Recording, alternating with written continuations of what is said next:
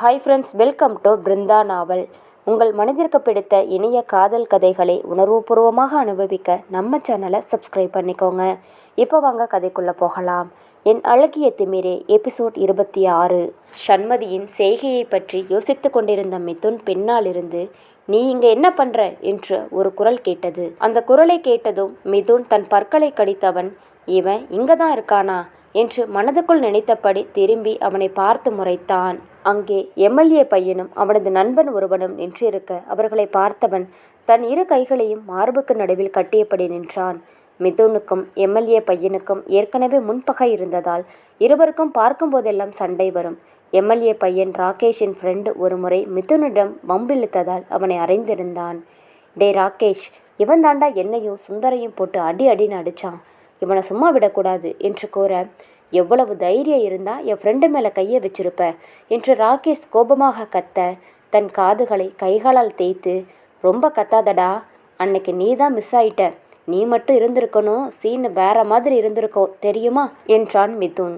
நீ நிற்கிறது என்னோட இடங்கிறத மறந்துடாத, உன்னை இங்கே இருந்து கழுத்தை பிடிச்சி வெளியே தள்ளிடுவேன் என்று ராகேஷ் கூற, நான் கூட நினச்சேன் போயும் இந்த கடையில் வந்து துணி எடுக்கணும்னு. என்ன பண்ணுறது, ஊரில் இருந்து வந்தவங்களுக்கு உங்களுடைய யோகிதை என்னன்னு தெரியலையே, அதான் இங்கே வந்து நான் மாட்டிக்கிட்டேன். இப்போ கூட எனக்கு ஒன்றும் பிரச்சனை இல்லை என்றான். ரொம்ப திமிரா பேசுகிறடா, உன்னையும் இன்னொருத்தன் இருக்கானே உன் ஃப்ரெண்டு போலீஸ்காரன், அவனையும் ஒரு நாள் வச்சு கதற விடுறனா இல்லையான்னு பாரு என்று கூற, உன்னால் எங்ககிட்ட இருந்து ஒரு வெங்காயத்தையும் பிடுங்க முடியாது, முடிஞ்சா என்ன பண்ணுவியோ பண்ணிக்கோ, முதல்ல இந்த கேங் சீன் போடுறது எல்லாம் நிறுத்து, அப்புறம் முக்கியமான விஷயம், உங்கள் அப்பா மாதிரி அரசியல் டைலாக் எல்லாம் என்கிட்ட பேசாத, புரியுதா என்று மிதுன் கூறிக்கொண்டே இருக்க அங்கே சண்மதி அவனை தேடி வந்தாள். மாமா, என்ன பண்ணிட்டு இருக்க, அண்ணன் உன்னை கூட்டிகிட்டு வர சொன்னாங்க என்று சண்மதி கூற, மிதுன் ராகேஷை முறைத்தவன் சண்மதி கையை இறுக்கமாக பற்றி, வா அம்மு போலாம் என்று கூறி அவளை அங்கிருந்து அழைத்து சென்றான். சண்மதியை பார்த்த ராகேஷ் அருகில் நின்ற அவனது நண்பனிடம், யாருடா இந்த பொண்ணு, செம்மையா இருக்கா, பார்த்தா இந்த ஊர்க்காரி மாதிரி தெரியலையே என்று கேட்டான். எனக்கும் தெரியலடா, அதான் இவ வீட்டுக்கு வந்த ரிலேஷன் பொண்ணா கூட இருக்கணும்னு நினைக்கிறேன் என்றான். சரிடா, மொசக்குட்டி பார்க்க ரொம்பவே அழகா இருக்கா என்று கூறியவன் அவனது நண்பனை பார்த்து புன்னகைக்க அவனும் அவனை பார்த்து புன்னகைத்தான். செலியன் பில் போடும் இடத்தில் நின்று கொண்டிருந்து அனைத்து துணிகளுக்கும் பில் போட்டு கொண்டிருக்க மிதுன் அங்கு வந்தான். எங்கடா போன என்று செலியன் கேட்க, ஒன்றுமில்ல மாமா, கொஞ்சம் வேலையெல்லாம் முடிச்சிட்டேன், இங்கிருந்து போலாமா என்று கேட்டான். அண்ணா, நான் இன்னும் துணி எடுக்கணுமே என்று தாரிகா கூற, அதெல்லாம் வேற கடையில் எடுத்துக்கலாம், இதுக்கு மேலே இந்த பக்கம் வர வேண்டாம் என்று கோபமாக கூற, எதுக்குடா இப்போ இப்படி கோபப்படுற, ஒரு துணி தானே, நீ போய் எடுத்துட்டு வா தாரிகா என்றான் செலியன். மிதுன் குணத்தை நன்கு அறிந்தவள், இல்லை மாமா பரவாயில்ல, அண்ணா சொல்கிற மாதிரி நம்ம வேற கடையில் எடுத்துக்கலாம், இப்போ போகலாம் என்று கூறி முன்னே செல்ல சண்மதியும் அவளுடன் சென்றாள். செலியனும் மிதுனை முறைத்தபடி நின்றிருக்க, மிதுன், மாமா இப்போ எதுக்கு என்ன இப்படி முறைச்சிக்கிட்டு இருக்க என்று கேட்க, என்ன நடந்துச்சு, எதுக்கு நீ அவன் மேலே அப்படி கோபப்பட்ட என்று செலியன் கேட்க, மாமா அந்த எம்எல்ஏ பையன்தான் திரும்பி வம்புழுக்கிறானுங்க, இதை பற்றி நான் உன்கிட்ட அப்புறமா சொல்கிறேன் மாமா, இங்கேருந்தா தேவையில்லாத சண்டை தான் வரும், அதனால் இங்கேருந்து முதல்ல போகலாமா என்றான். செலியன் அந்த இடங்கள் முழுவதையும் தேடினான். எங்கடா யாரையும் காணோம் என்று கேட்க, அவங்களா இருப்பான் மாமா, நீ வா முதல்ல நம்ம இங்கிருந்து போகலாம் என்று கூறியவன் செலியனை அழைத்து கொண்டு அங்கிருந்து சென்றான். இவர்களின் செயல்கள் அனைத்தையும் சிசிடிவி கேமரா மூலம் தனது அறையில் இருந்தபடி பார்த்து கொண்டிருந்தான் ராகேஷ். இது அவ தங்கச்சி, இந்த பொண்ணும் இவனும் புதுசாக இருக்காங்களே, இது நம்மளுக்கு கண்டிப்பாக தெரியணுமே என்று ராகேஷ் கூற, விடுடா மச்சான், ஒரு 10 நிமிஷத்தில் எல்லா டீட்டெயில்ஸும் உன் முன்னாடி வந்துடும் என்று கூறி அவனது நண்பன் தன் ஃபோனில் யாருக்கோ ஃபோன் செய்து கொண்டிருந்தான். கடையில் இருந்து வெளியே வந்த அனைவரும் காரில் ஏற செலியன் காரை ஓட்டி கொண்டு வந்தான். மிதுன் வரும்பொழுது இருந்த மகிழ்ச்சி அனைத்தையும் தொலைத்தவன் போல அமைதியாக வர சண்மதி அவனையே பார்த்து கொண்டு வந்திருந்தாள். சண்மதியின் அருகில் அமர்ந்திருந்த தாரிகாவை பார்த்து, என்னாச்சு, ஏன் மிதுன் மாமா இவ்வளவு கோபமாக வராங்க என்று கேட்க, தாரிகா தன் தோள்கள் இரண்டையும் குலுக்கியவள், எனக்கு தெரியாது என்று கூறினாள். சரிடா, எதுக்கு மூஞ்சி எப்படி வச்சுக்கிட்டு வர என்று செலியன் கேட்க, ஒன்றுமில்ல மாமா, அவங்கள பார்த்த உடனே எனக்கு மூடே போச்சு, அவ்வளவு கோபம் வருது மாமா என்றான். அவர்கள் பேசுவதை கேட்ட சண்மதி, யாரு தாரிகா என்று கேட்க, நானும் உன் கூட தாண்டி வரேன், எனக்கு மட்டும் எப்படி தெரியும் என்று கூற, என்னாச்சு மாமா, ஏன் இவ்வளவு கோபமாக இருக்கீங்க என்று சண்மதி கேட்க, ஒன்றுமில்ல அம்மோ, அதை விடு என்றான். அது ஒன்றும் இல்லை சண்மதி, அவன் எம்எல்ஏ பையனா, அவனுக்கும் இவனுக்கும் சுத்தமாக ஆகாதான். மிதுனை பார்த்தாவே சண்டைக்கு வருவானா, அதான் அவனை திரும்பி இங்கே பார்த்துருக்கான், அதனால ரொம்ப கோபமாயிட்டான் என்று கூற, அதை கேட்ட சண்மதி, விடுங்க மாமா, அவங்களுக்கு நேரம் சரியில்லை, அதான் உங்ககிட்ட வந்து மாட்டுறானுங்க, நீங்கள் எப்படி கவனிப்பீங்க, அவனுங்க மறந்துட்டானுங்க போல என்று கூற, அவள் கூறியதை கேட்டு மிதுன் மனதுக்குள் பட்டாம்பூச்சி பறந்தது. திரும்பி அவள் முகத்தை பார்த்து புன்னகைத்தவன் செயலை பார்த்த செழியன், அட பாவி, இதுவரை இந்த சிரிப்பை எங்கடா வச்சிருந்த என்று கேட்டான். தாரிகா இவர்கள் இருவரின் செயல்களை பார்த்தவளுக்கு சந்தேகம் இன்னும் வலுவாக இதை எப்படியாவது சண்மதியிடம் கேட்டுவிட வேண்டும் என்று நினைத்தாள். சண்மதி மிதுனுடன் பேசிக்கொண்டே வர மிதுன் மனநிலையும் முழுவதுமாக மாறியது. செழியன் வீட்டின் முன்பாக காரை நிறுத்த அதிலிருந்த அனைத்து பொருட்களையும் எடுத்த மிதுன் வீட்டுக்குள் சென்றான். அவனை தொடர்ந்து சண்மதியும் வீட்டுக்குள் செல்ல தாரிகா அவள் கையை சற்றென்று பிடித்து அங்கிருந்து அறைக்குள் அழைத்து சென்றாள். அவளின் செயலை பார்த்த சண்மதி, என்னாச்சு தாரிகா என்று கேட்க, சண்மதி சத்தியம் பண்ணி சொல்லு, உனக்கும் மிதுன் அண்ணாவுக்கும் என்ன நடக்குது என்று கேட்க, ஐயோ இவ ஒருவேளை கண்டுபிடிச்சிட்டாலோ, சமாளிக்கணும் என்று நினைத்தவள், எனக்கும் மாமாவுக்கும் என்ன இருக்கு, ஒன்றுமில்லையே என்றாள். சண்மதி, என்கிட்ட பொய் சொல்லாத, உன்னை பற்றி எனக்கு நல்லாவே தெரியும், அண்ணனை பற்றியும் எனக்கு நல்லா தெரியும். இப்போ 2 பேரும் வாய் திறந்து பேசிக்கவே மாட்டேங்கிறீங்க, ஆனால் கண்ணில் பேசிக்கிறீங்க என்றாள். அதை கேட்ட சண்மதி தாரிகாவின் கன்னத்தை கிள்ளியவள், என்ன மட்டும் எதுக்கு இத்தனை கேள்வி கேட்கிற, உங்கள் அண்ணனும் தானே என்னை பார்த்தாரு, அப்போ போய் உங்கள் அண்ணன் கிட்ட கேளு எதுக்கு என்னை பார்த்தாருன்னு, என்கிட்ட மட்டும் வந்து கேட்குற, எனக்கு எதுவும் தெரியாதுப்பா என்று கூறியவள் அவளிடமிருந்து மெதுவாக தன் அறையை நோக்கி ஓடினாள். அவள் செல்வதை பார்த்த தாரிகா புன்னகையுடன், நம்ம நினச்ச மாதிரி எல்லாம் நடந்துட்டா எவ்வளவு சந்தோஷமாக இருக்குமில்ல, டேய் அண்ணா இரு வரேன், உனக்கு தான் இருக்கு என்று கூறியவள் சண்மதியின் அறையை நோக்கி சென்றாள். ராஜுவின் வீட்டில் அனைவரும் அமர்ந்து பேசிக்கொண்டிருந்தனர். திருவிழாவிற்காக வந்திருந்த உறவினர்கள் அனைவரும், என்ன ராஜு, ஒரு பையனுக்கு மட்டும் கல்யாணம் பண்ணி வச்சிருக்க, அடுத்தது உன் பொண்ணுக்கு கல்யாணமா என்று கேட்க, சண்மதி சின்ன பொண்ணு பெரியப்பா, அதுக்கு முன்னாடி தான் அவளோட அண்ணன் இருக்கானே, அவனுக்கு கல்யாணம் பண்ண வேண்டியது தான் என்றார். அட ஆமால்ல, செழியன் தானே பெரியவன், அவனுக்கு எப்போ கல்யாணம் பண்ண போற என்று கேட்க, எனக்கும் ஆசை தான் பெரியப்பா, எங்கே பிடி கொடுத்து பேச மாட்டேங்கிறானே, திருவிழா முடிஞ்சதும் அவனை ஏதாவது ஒன்று கேட்கணும், இப்படியே விட்டா சரி வராது, இந்த ஊர் பக்கம் கூட வரமாட்டானுங்க என்று கூற, குணா அதுக்குன்னு இந்த ஊர் பொண்ணையா பார்த்து முடிக்க போற என்று கேட்டார். நம்ம ஊர் பொண்ணை தான் பார்த்து முடிக்கணும், பட்டணத்து பொண்ணுங்க எல்லாம் இந்த ஊருக்கு சரிப்பட்டு வரமாட்டாங்க என்று இன்னொரு பெரியவர் கூற, இதை அனைத்தையும் கேட்டுக்கொண்டிருந்த அரவிந்தன் ராஜுவை பார்க்க, ராஜுவும் அரவிந்தனை தான் பார்த்து கொண்டிருந்தார். இருவர் மனதிலும் ஆசைகள் பல இருந்தாலும் தங்கள் பிள்ளைகள் மனதில் எது சரியோ அதுபடியே நடக்கலாம் என்று முடிவெடுத்திருக்க அவர்களால் ஏதும் பேச முடியாமல் அமைதியாக இருந்தனர். பெரியவர்கள் அனைவரும் பேசிக்கொண்டிருக்க அங்கு செழியனும் மிதுனும் இருவரும் நடந்து வந்து கொண்டிருந்தனர். செழியன் வருவதை பார்த்த பெரியவர், டே பேராண்டி இங்கே வாடா என்று அழைக்க செழியனும் புன்னகையுடன் அவர் அருகில் சென்றான். என்னடா இது, முடியெல்லாம் எப்படி வளர்த்து வச்சிருக்க, பொம்பளை புள்ள கணக்கா இருக்க என்று கூற, அதை கேட்டு புன்னகைத்த செழியன், தாத்தா இதுதான் இப்போதைக்கு ட்ரெண்டு, எல்லாரும் இந்த மாதிரி தான் முடிய வளர்க்குறாங்க என்றான். அட போடா, என்ன ட்ரெண்டோ, இப்படி இருந்தா வரப்போறவ எப்படிடா உன்னை கட்டிப்பா என்று கேட்க, அதை கேட்ட செழியன் புன்னகைத்தபடி திரும்ப அங்கு தாரிகா தன் தாயுடன் அமைதியாக நின்றிருந்தாள். தாரிகாவை பார்த்த செழியன், என்னை கல்யாணம் பண்ணிக்க போகிற பொண்ணுக்கு இதெல்லாம் பிடிக்கலைன்னா நான் அதை மாற்றிக்கிறேன் தாத்தா என்று கூறினான்.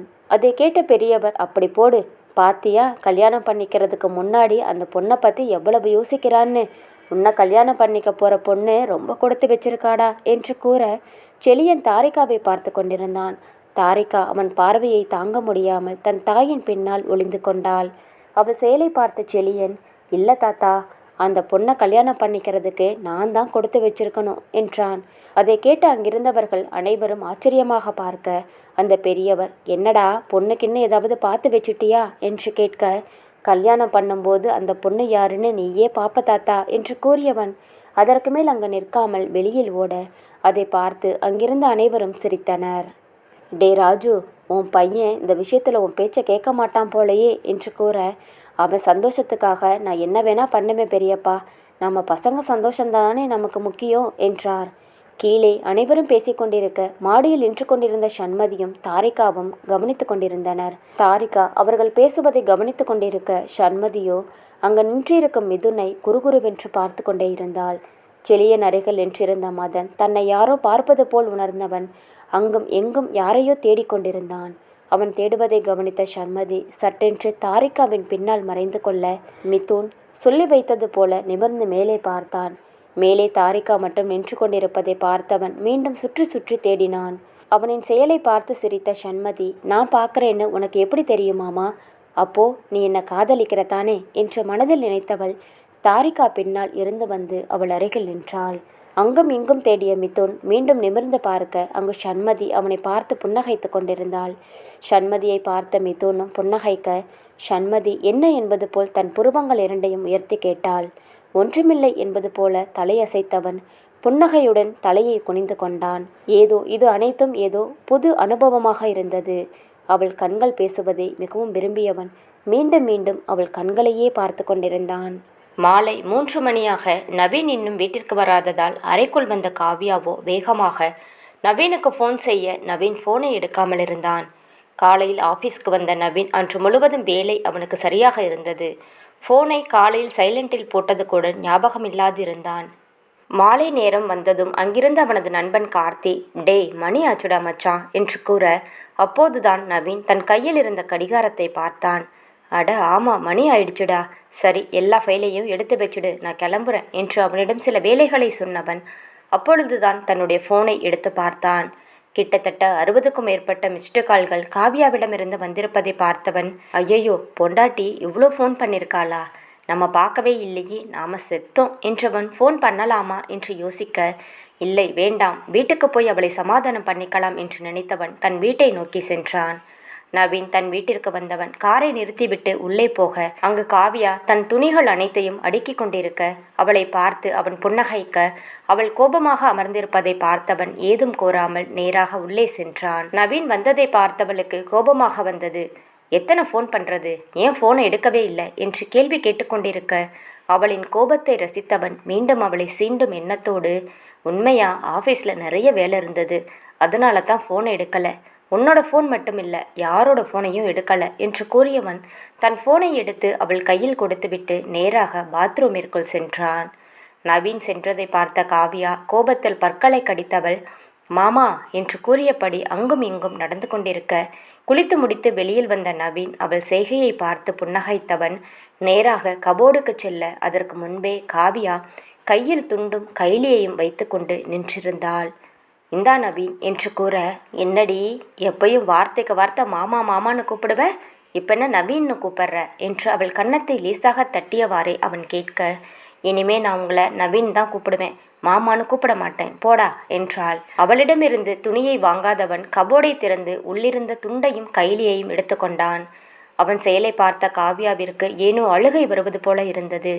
இப்போ எதுக்கு இந்த மாதிரி பண்ணுறீங்க என்று தழுதழுத்த குரலில் கேட்க அவள் அவ்வாறு கேட்கவும் அவளை இழுத்து அணைத்தவன் அவள் உதட்டில் சிறு முத்தத்தை கொடுத்தான். சாரிடி பொண்டாட்டி, நம்ம ஊருக்கு வேற போகணும் இல்லை, வேலை கொஞ்சம் அதிகமாக இருந்தது, அதான் முடிச்சிட்டு வர லேட் ஆயிடுச்சு, சரி கிளம்பு நம்ம ஊருக்கு போகலாம் என்று கூறியதும் காவ்யாவும் கிராமத்தை வீட்டுக்கு செல்ல போகிறோம் என்று நினைத்து சந்தோஷமாக அனைத்து பொருட்களையும் எடுத்து வைத்தாள். இருவரும் சாப்பிட்டு முடித்து தன் பொருட்கள் எல்லாத்தையும் காரில் எடுத்து வைத்தவர்கள் அங்கிருந்து கிளம்பினர். கிராமத்து வீட்டில் அரவிந்தன், மல்லி, தாரிகா மூவரும் தங்கள் வீட்டிற்கு சென்றிருக்க ராஜு செழியன் மிதுனுக்கு சில வேலைகளை கொடுக்க அவர்கள் இருவரும் பைக்கை எடுத்துக்கொண்டு அங்கிருந்து வெளியில் சென்றனர்.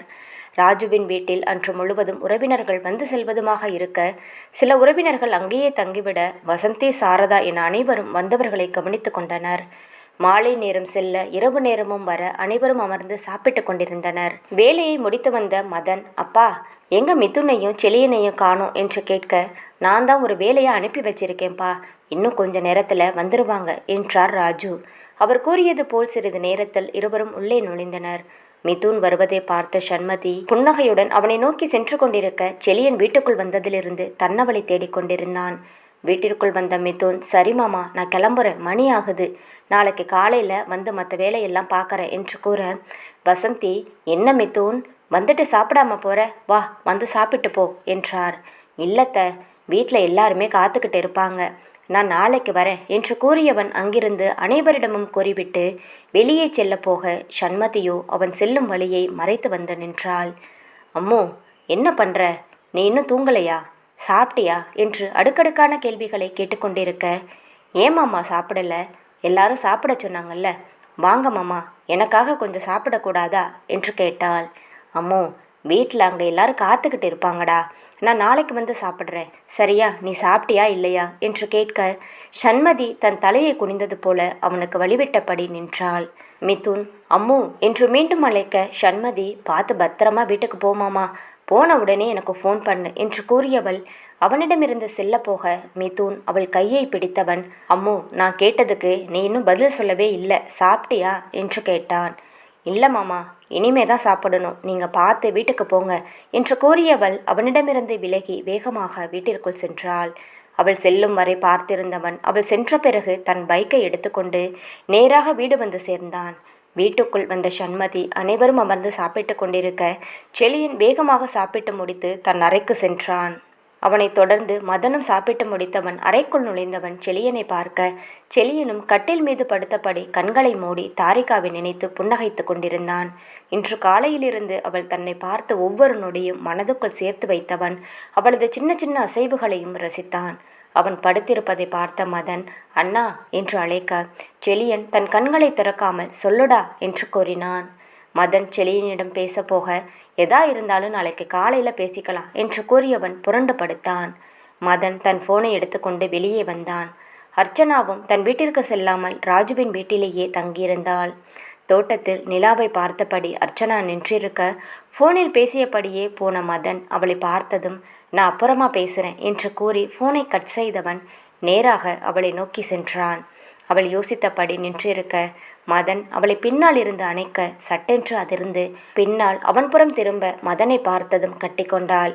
என்னங்க மேடம், உங்கள் ஊருக்கு வந்ததிலிருந்து என்னை கவனிக்க மாட்டேங்கிறீங்களே என்று கேட்க நீங்கள் தான் என்னை பார்க்கவே மாட்டேங்கிறீங்க என்றாள். நானா உன்னை பார்க்கல? அது சரி, உன்னோட ஒவ்வொரு அசைவையும் நான் ரசிச்சுக்கிட்டே தான் இருக்கேன் என்று கூறியவன் அவளை மீண்டும் இழுத்து அணைக்க அவன் செயலில் ஒரு நிமிடம் அவள் உறைந்து நின்றாள். மாமா, யாருன்னா வரப்போகிறாங்க விடுங்க என்று அர்ச்சனா கூற எல்லோரும் தூங்கிட்டாங்க, யாரும் வரமாட்டாங்க என்று மதன் அவளை மீண்டும் அணைத்தான். அந்த இரவில் நிலா வெளிச்சத்தில் அவள் தேவதையாக ஜொலிக்க அவள் அழகை ரசித்தவன் அவளின் நெற்றியில் முத்தமிட்டான். நிலா வெளிச்சத்தில் அவளின் பளிங்கு போன்ற இடை தெரிய அதில் தன் கை கொண்டு அழுத்தினான். அவனின் அந்த செயலில் அவள் நிற்க முடியாமல் கூச்சத்தில் கால்கள் தடுமாற ஆரம்பித்தது. அவளின் கூச்சத்தை ரசித்தவன் அவளின் தாடையை பற்றி அவளின் இதழ்களை சிறை செய்தான். நீண்ட நேரமாக ருசித்த அவளின் இதழை விட மனமில்லாமல் மீண்டும் மீண்டும் ருசித்து கொண்டிருந்தான். வெகு நேரமாக நீடித்த அந்த ஆழமான இதழ் முத்தத்தில் அவள் உடல் சிலிர்க்க ஆரம்பித்தது. அர்ச்சனா என்று ஒரு குரல் அழைக்க அவனிடமிருந்து பிரிந்தவள் அத்தை கூப்பிடுறாங்க போல என்றவள் அவனை விட்டு பிரிந்து ஓடினாள். அவளின் இந்த செயலை பார்த்து சிரித்தவன் சிறிது நேரத்திற்கு முன்பு நடந்த நிகழ்வை எண்ணி சொல்ல முடியாத மகிழ்ச்சியில் தளித்தான். சண்மதி வேகமாக செழியன் அறைக்குள் நுழைந்தாள். செழியன் அண்ணா, இந்தா உனக்கு ஃபோன் என்று கூற செழியனும் எரிச்சலாக எழுந்தவன் யாரா இருந்தாலும் காலையில் பேசிக்கிறேன் என்று கூறிக்கொண்டிருக்க சண்மதியோ அவன் முன்னால் தன் ஃபோனை காட்டினாள். ஃபோனின் திரையில் இருந்த பெயரை பார்த்தவன் ஒரு நொடி அதிர்ச்சி அடைய வேகமாக அவளிடமிருந்து ஃபோனை வாங்கி கொண்டு வெளியில் ஓடினான். இக்காதல் கதை தொடரும். இக்காதல் கதை உங்களுக்கு பிடித்திருந்தால் மறக்காமல் வீடியோவுக்கு லைக் அண்ட் சப்ஸ்கிரைப் பண்ணுங்கள். தேங்க்யூ.